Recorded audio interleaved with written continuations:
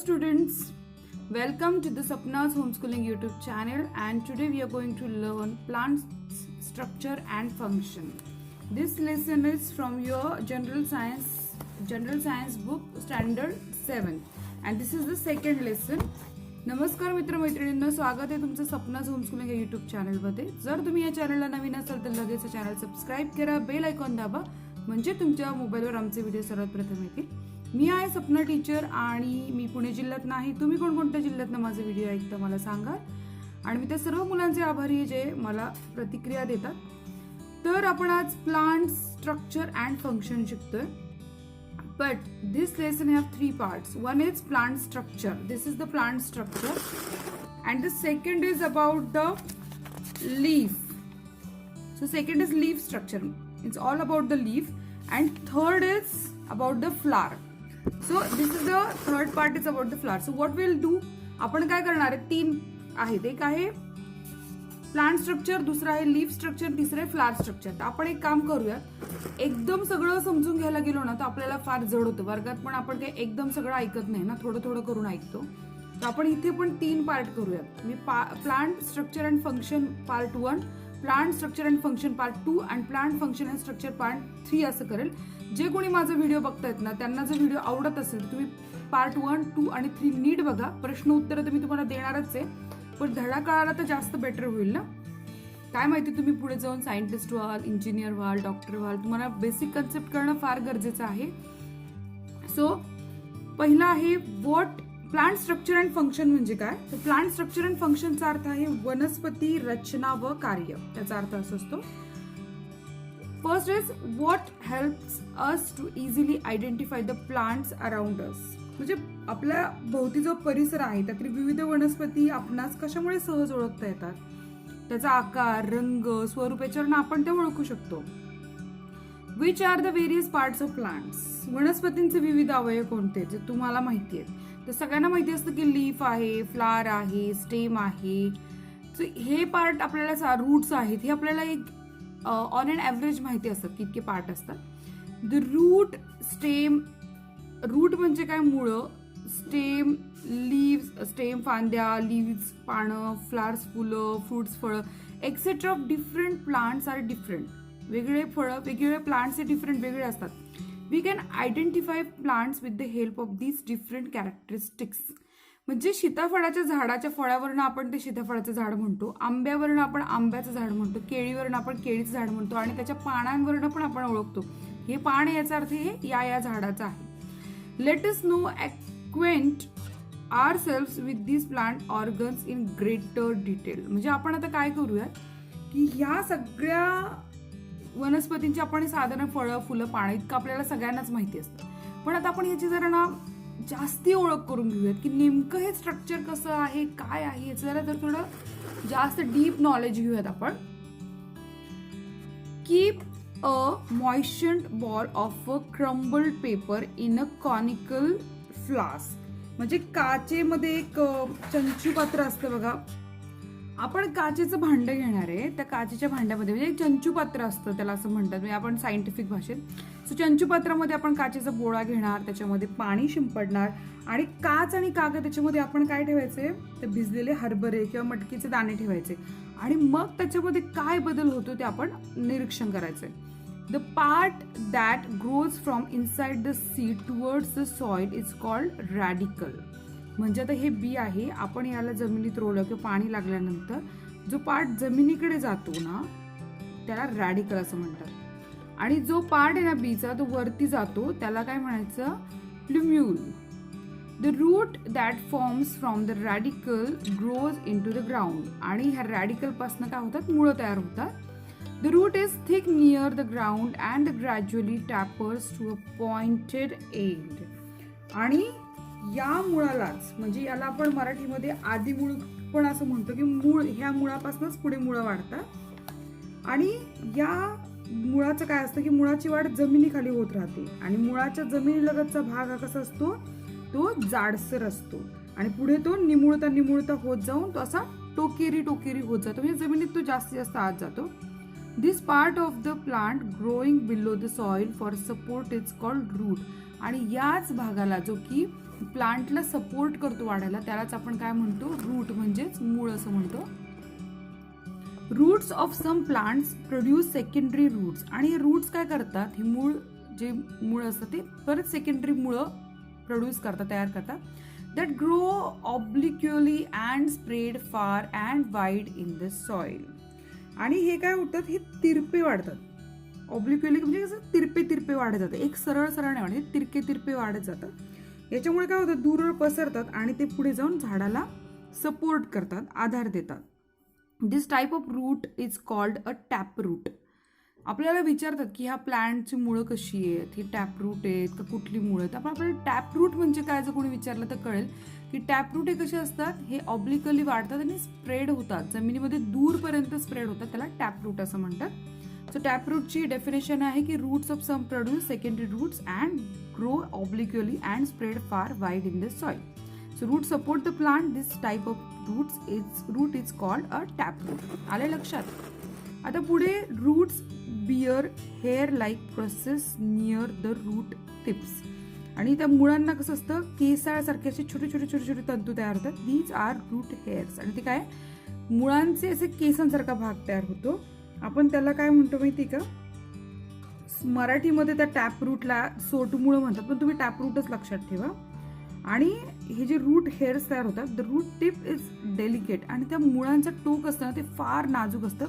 This is the region of the growth of the root. आणि हेच असतं की इथे ते मुळा टोकाला भाग नाजूक असतो आणि त्या मुळाची वाढ याच भागातनं होत असते. आणि त्याला काही त्रास होऊ नये म्हणून त्याला छोटंसं टोपीसारखं आवरण असतं त्या मुळाला, कारण ते मूळ इतकं नाजूक असतं की त्याला टोपीसारखं आवरण असतं. त्यालाच रूट कॅप असं म्हणतात.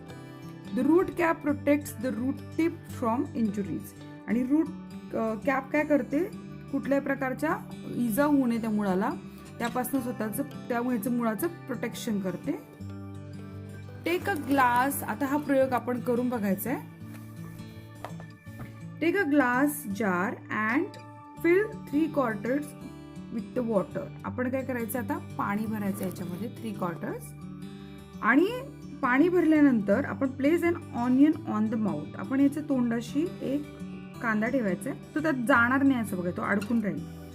In such a way that it roots are toward the water. Observe the growth of the roots for 8 days. आता कांदा ठेवल्यानंतर 8 दिवस याची वाट बघायची, वाट बघत राहायची.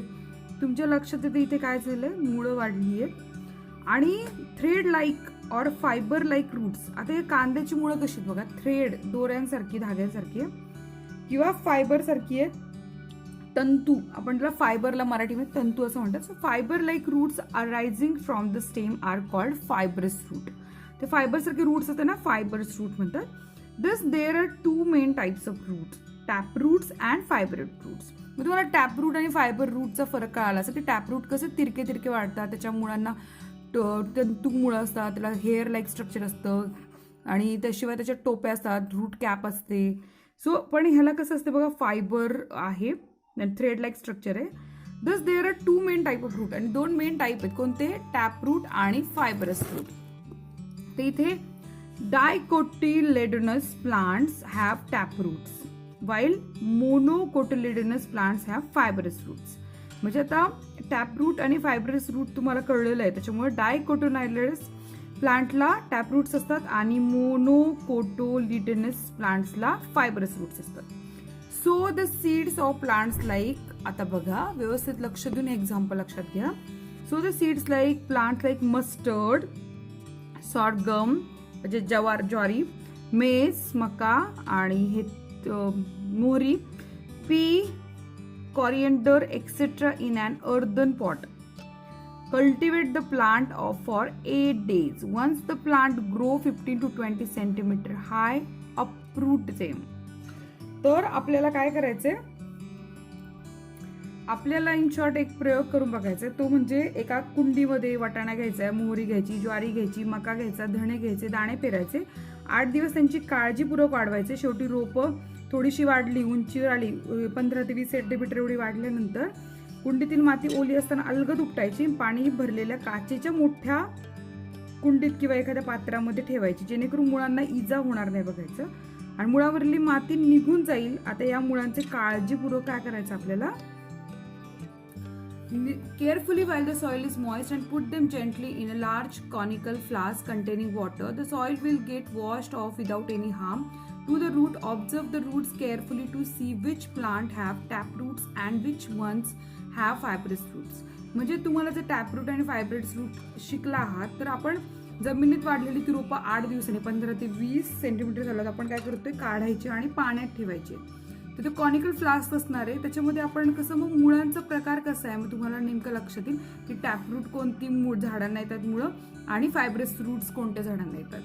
प्लांट लाईक मेज, शुगर केन आणि सॉर्गम हॅव म्हणजे ज्वारी नंतर ऊस आणि मका हॅव 2 टाइप्स ऑफ रूट. त्यांना 2 प्रकारचे रूट्स असतात. Some roots are underground where are some grow of roots some grow from the stem just above the soil. म्हणजे तुम्ही बघितलं असं ना ऊसाला खाली मुळं असतात जमिनीत आणि वरती पण काही मुळं येतात. The latter are called adventitious roots. त्यांना काय म्हणतात adventitious roots. Beside the normal functions like absorption of water and mineral anchoring and supporting the plant. मुळांचं जे कार्य आहे की मिनरल्स आणि पाणी ॲब्सॉर्ब करणं जमिनीला धरून ठेवणं सपोर्ट करणं त्या झाडाला. Roots perform some other functions to.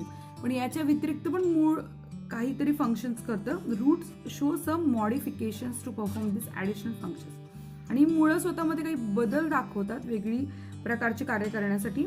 Some examples of such modified roots are aerial roots. आणि हे कसे असतात माहिती का एरियल रूट्स असतात. एरियल रूट्स काय करतात split roots runners breathing roots and pneumatophores. हे काय करतात माहिती का एरियल कसे असतात ते हवेपासून पण श्वास घेतात ऑक्सिजन घेतात. Take some water in a small glass. परत विज्ञान म्हटलं की प्रयोग आलाच आहे. तुम्ही म्हणाल नाही मी टीचर प्रश्न उत्तर पाठ करतो आणि मग माझं होईल अभ्यास तर प्लीज असं करू नका.